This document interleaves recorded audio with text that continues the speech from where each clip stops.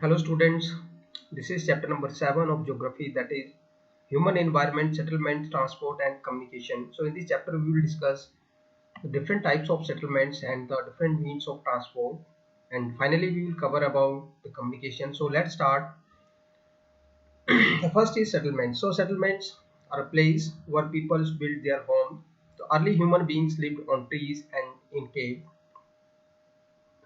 but later on he started agriculture, so it became necessary to have permanent home. So the settlements grow near the river valleys as water was available and the land was fertile. So with the development of trade, communications and the manufacturing, the human settlements became larger. So some of the settlements emerged nearby the river valley. So here we will see the different types of civilization which developed in different time period. So first is the Indus Valley civilization which developed nearby the river of Indus and its tributaries. So this is the Mesopotamia civilization flourished on the river bank of Euphrates and Tigris. This is the Chinese civilization, and here this is the Egyptian civilization, and here you can see the Maya civilization and the Inca civilization of North and South America. So settlement can be classified into two types, that is the permanent settlement and the temporary settlement. So settlement which is occupied for a short period of time is called the temporary settlement. So this is mainly found in the forest area and the hot and cold deserts and the mountainous region. So the peoples who are living in this region practice the hunting, gathering, shifting, cultivation and the transhumance. So transhumance refers to the movement of people depending on the climatic conditions. So they move from one region to another region. On the other hand, permanent settlement dwell by the people dwell or build homes to live in. In modern days, we found mainly this kind of settlement, that is the permanent settlement. So based on location, it's of two types, that is the rural and urban. In rural settlement, people engaged in the agriculture or the primary types of activities, and in the urban settlements, the people build the pakka houses or the large building. So this kind of settlement mainly exists in the town, cities and metropolitan areas. So the people engaged in the secondary and tertiary type of activities. The rural settlement can be classified as a compact or a scattered settlement. So where the houses are packed together, so this type of settlement is the compact settlement. On the other hand, in scattered settlement, the dwellings are spread over extensive areas. So this type of settlement is mostly found in the hilly tract, thick forest and the region of extreme climate. In rural areas, the people build houses according to the environmental condition. The region of heavy rainfall, they have the slanting roof, as you can see in this picture. The places where the water accumulates in the rainy season, the houses are constructed on the raised platform or the stilts. So you can see here. So this is the structure formed with the help of the bamboos, you can see here. So this is the stilt or the raised platform. So houses are constructed like this. So mainly found in the northeastern region of India. Next is the thick mud and walled houses with thatched roof are very common in the areas of hot climates. So this is the structure of this kind of houses. The material which is available nearby location are used like the stone, mud, clay, straw. This is the urban settlement, as you can see here. So the people are engaged in the manufacturing, trading and services. So these settlements are connected with the different types of networks. for the transport. We can say that the roadways, railways, waterways and the airways. So the transport is the means by which the people and the goods move. So there are four types of transport, as I have already told you. The first is roadways. So most commonly used means of transport is the roadways. So it is suitable for the short distance. So they can be metalled or the unmetalled. Metalled means the pakka road, and the unmetalled means the kacha road, as you can see in these pictures. The plains have a dense network of the roads, so roads have also been built in the terrain like the desert, forest, high mountains. So Manali Leh highways, the Himalaya mountains is one of the highest roadway in the world. So road built underground are called the subway or the underpass, as you can see in this picture. And this is the flyover. So flyovers are built over the raised structure. So this is the raised structure.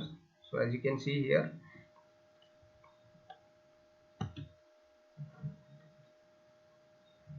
So in the caption you can see about the golden quadrilateral. So this is the actually expressway. So I will show you in the picture here. So this is the map which is representing the golden quadrilateral. So this expressway connect the four major metropolitan cities like Delhi, Mumbai, Calcutta and Chennai.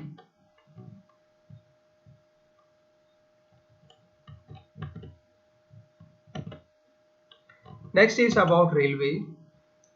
So railway carries heavy goods and the people over a long distance quickly and cheaply. So this is the cheaper than the roadways.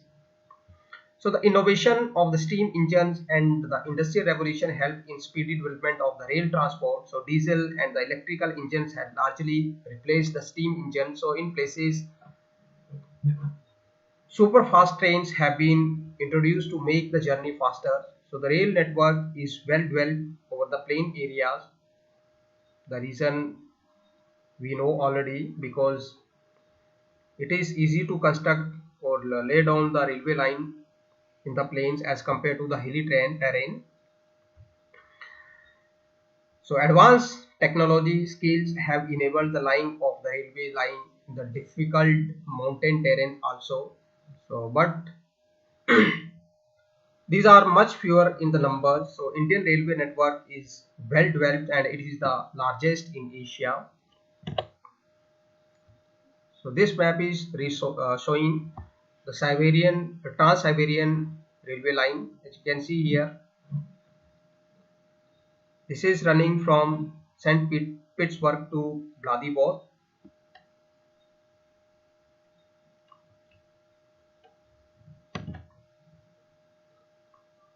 Next is about the waterways.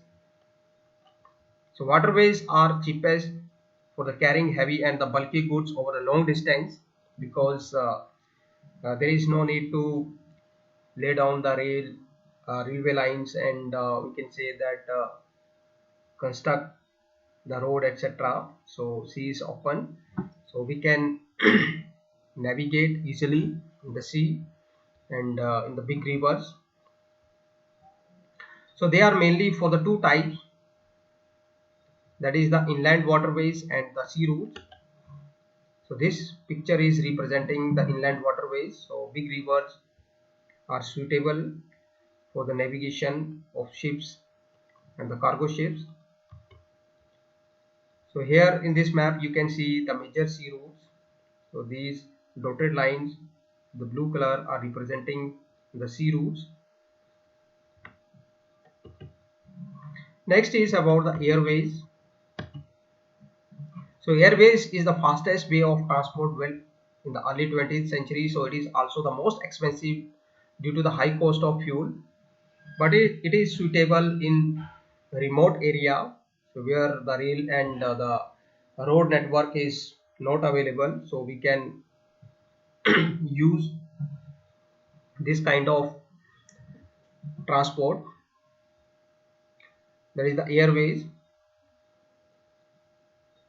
Helicopters are extremely useful in the most inaccessible areas and in the time of calamities or natural calamities for rescuing the peoples and distributing the food, water, clothes and the medicines. So some of the important airports are like Delhi, Mumbai, New York, London, Paris, Frankfurt and Cairo. So as I have already shown you in the map, so these are the different airports of the world you can see here. So this is for Sydney, Mumbai, New Delhi, Frankfurt, Cairo, Rio de Janeiro, Buenos Aires, New York. So these are the major airport of the world.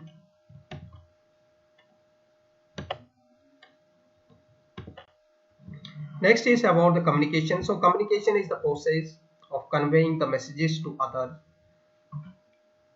So we are residing in the digital age. So with the development of technology, humans have devised a new and the fast mode of the communication. So here you can see in this figure. So this is representing the progress in the means of communication. So in the earlier, the human passed messages like this, and then they use pigeon, horses, etc. And then postal system was introduced, and then finally with the help of satellites and the internet, we can communicate with the people who are sitting thousands of kilometers far away from our place. So through the newspaper, radio and the television, we can communicate with a large number of the people. So they are therefore called the mass media. The satellites have made the communications even faster. So satellites have helped in oil exploration, survey of forest, groundwater, underground water management, and the mineral wealth, and the weather forecasting and disaster warning.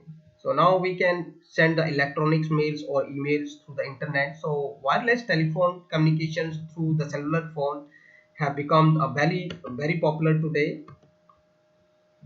So the internet not only provide us with the worldwide informations and the interactions, but also made our lives more comfortable. So now we can reserve tickets for railways, airways, and even the cinema and the hotel, and sitting at home with the advanced type of technology. So with this, we have finished this chapter. Thank you.